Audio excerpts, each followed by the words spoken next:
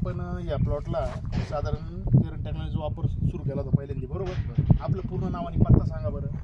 माझं नाव योगेश प्रकाश आव्हाड, राहणार धुळवड, पोस्ट पिंपळे, तालुका सिन्नर, जिल्हा नाशिक. या प्लॉटवर आपण लागवडीच्या दिवशी आम्ही आलो होतो, बरोबर ना? हो साधारण 25 तारखेला. हो. तर आपण काय प्रोसेस केली होती लागवडीच्या वेळेस?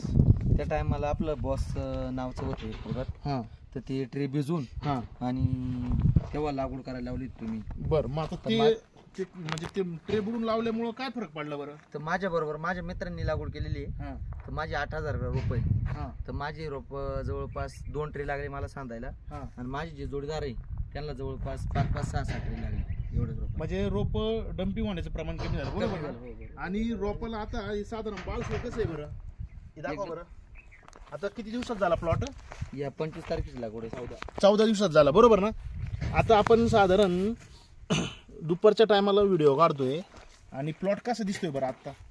मस्त, बरोबर ना?